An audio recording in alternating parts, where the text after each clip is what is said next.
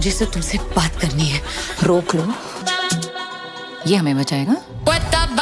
বলিউডে একসময় সর্বোচ্চ পারিশ্রমিক পাওয়া অভিনেত্রীদের তালিকায় রাজত্ব করতেন দীপিকা পাডুকোন, ক্যাটরিনা কাইফ ও প্রিয়াঙ্কা চোপড়া। তবে সময়ের সাথে সাথে বক্স অফিসের সমীকরণ অনেকটাই বদলেছে। প্রিয়াঙ্কা এখন হলিউডে কাজ নিয়ে ব্যস্ত সময় পার করছেন, আর ক্যাটরিনা কাইফকেও আগের মতো নিয়মিত বড় পর্দায় দেখা যায় না। বিভিন্ন গণমাধ্যমের প্রতিবেদন অনুযায়ী ক্যাটরিনা প্রতি ছবির জন্য প্রায় 15 কোটি রুপি পারিশ্রমিক নিতেন। অন্যদিকে সাম্প্রতিক ব্লকবাস্টার কল্কি 2898 এডি খ্যাত দীপিকা পাডুকোনের পারিশ্রমিক ছিল 20 কোটি রুপির কিছু বেশি। কিন্তু সবাইকে চমকে দিয়ে আলিয়া ভাট আলফা সিনেমার জন্য এক লাফে হাঁকিয়েছেন 25 কোটি রুপি। सीता आज लंका खुद जलाने आई। हाय बॉयज।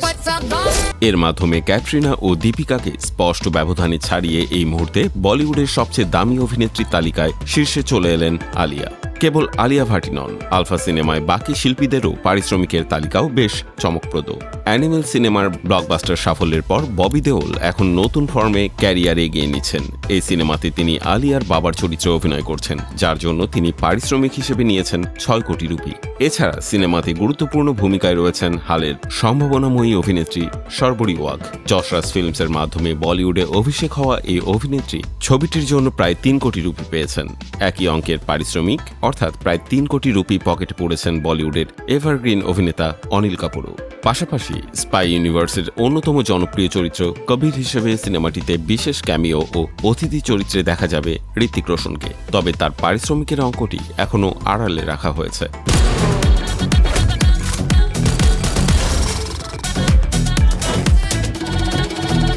অ্যাকশনধর্মী আলফা সিনেমাতে আলিয়া ভাটকে প্রথমবারের মতো একজন কেন্দ্রীয় স্পাই বা গুপ্তচরের ভূমিকায় দেখা যাবে, এমন খবর প্রকাশের পর থেকেই সামাজিক যোগাযোগ মাধ্যমে ব্যাপক আলোচনা চলছে। নেটিজেনদের একাংশের মতে আলিয়াকে হয়তো এমন রকচটা ও শক্তিশালী অ্যাকশন চরিত্রে ঠিকঠাক মানাবে না। ক্যাটরিনা বা দীপিকার যে অ্যাকশন লেডি ইমেজ রয়েছে, আলিয়ার কোমল চেহারায় তা ফুটিয়ে তোলা কতটা সম্ভব হবে তা নিয়ে অনেকেই সংশয় প্রকাশ করেছেন। তবে নির্মাতারা আলিয়ার অভিনয় দক্ষতা ও ছবির সাফল্য নিয়ে শতভাগ আত্মবিশ্বাসী। আলিয়া এর আগেও অনেক চ্যালেঞ্জিং চরিত্রে নিজেকে প্রমাণ করেছেন, তাই আলফা দিয়ে তিনি সমালোচকদের মুখ বন্ধ করবেন এমনটাই ধারণা সিনেমা বিশেষজ্ঞদের। সব জল্পনা কল্পনার অবসান ঘটিয়ে যশরাজ ফিল্মসের এই মেগা প্রজেক্টটি আগামী 3 জুলাই 2026 প্রেক্ষাগৃহে মুক্তি পাওয়ার কথা রয়েছে। স্পাই ইউনিভার্সের অন্যতম বড় এই আয়োজন বক্স অফিসে কেমন ঝড় তোলে এখন সেটাই দেখার বিষয়। अग्नि परीक्षा।